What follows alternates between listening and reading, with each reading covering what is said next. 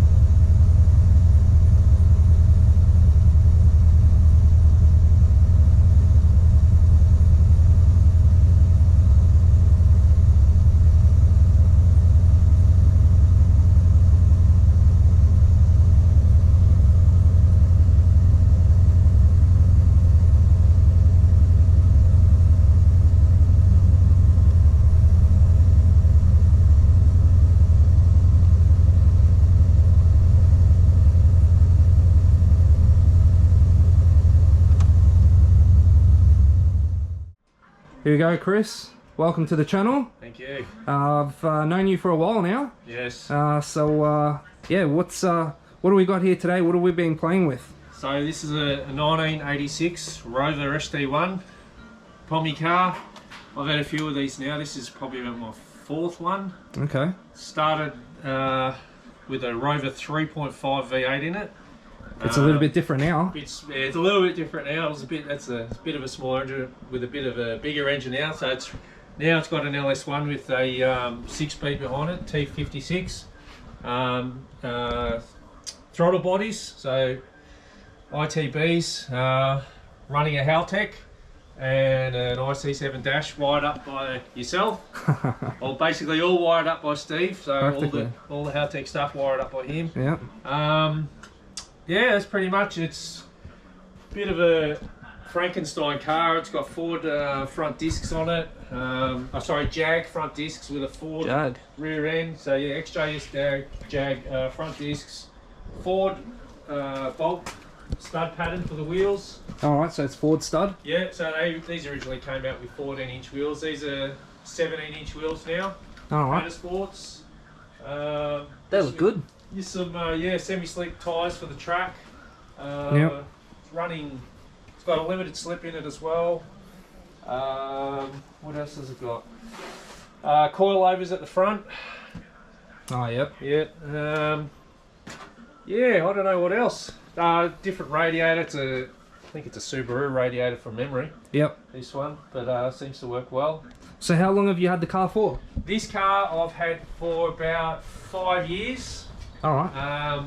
Originally had a Rover 5-litre V8 in it. So you did this conversion? No, someone else did this conversion for me I had it in another car about 10 years ago, which I actually had an accident in at Phillip Island. So, yeah, and that had a different motor in it at the time. It had a 3.9 V8 turbo Rover motor in it. Yeah. Then I went to the LS, just easy power. 100%. Yeah. Yeah, so it's just been a journey since then. It's been, like I said, I think it's been 10 years with this thing, and it's just starting to really come together now. So, wow. Yeah, because originally when I came over here, it still had factory ECU, yeah. and you were, what, tracking this car? Yeah, I was having a lot of problems, and that's why I got on this. It was cutting out. I had things melting, wires were melting. I can actually show you the fuse. We're going to see which one of the fuses that were some on there. collectibles, some memorabilia. Find it, it's somewhere around here. Yeah, there you go, that's one fuse that was in there, 100 amp. Wow, let's have a look at this. Guys, when getting your car wired up, or even attending to it yourself, if that's something, you know, more DIY approach.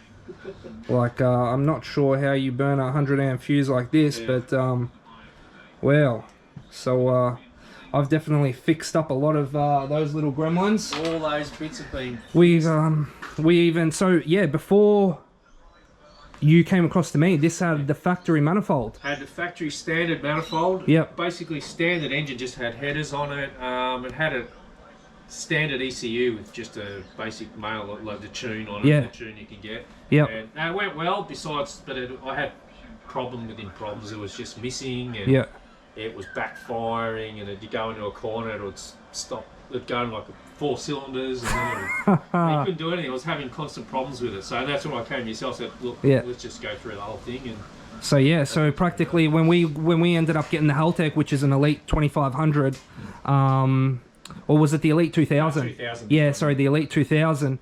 You had this sitting on the shelf for a while. I had it, yeah, this has been sitting probably a good year and a half, 2 years, I reckon, just sitting on the shelf. And I thought, while we're doing it, might as well just do it all at once.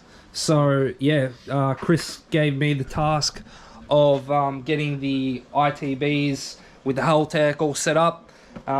So practically, I've wired this engine harness up, and we got to the task of tuning this. So we set up a base map on this one here, which is tuned via Alpha N. So if you want to do some searching or Google searching, suss that out, because it's not your regular map via RPM or vacuum referenced. So there's a lot more detail into tuning Alpha N, and that is, in short, TPS via RPM. So it's definitely been a fun journey helping Chris. I've learned a lot. And yeah, finally, couple years later, since we've had this, like a year or two after we've had this wired up. Since it started, since I've got onto you, So we finally went for a street tune today. I didn't take any footage because it was pretty curly. We're just getting this dialed in, so all focus was getting this tuned and ready with a running type tune, I would say. So Chris can go take the car to his tuner. Shout out to George Proflow. He helped us out with this initially. We had some problems with the cooling system, and we're going to be heading back over to George Proflow, hopefully to finish this tune off and see how this little bad boy goes finally. So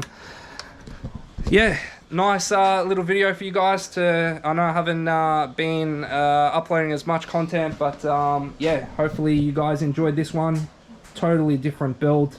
Again, so it's a Rover... What? It's called a Rover SD1. This is a Vanderplus. So it was a top spec model. This had like trip computer. Wow, sunroof. For an 86, it had full electric windows. Yeah. It had everything in it. So unreal. And now you've got a LS. Yeah. And we've got a T56 Haltech Elite 2000, and we also have the IC7, which we can go have another quick look-see at. So that's all tucked in there nicely. Beautiful. Well, thanks again, Chris. No worries, Steve. Till the next episode, stay tuned. Cheers.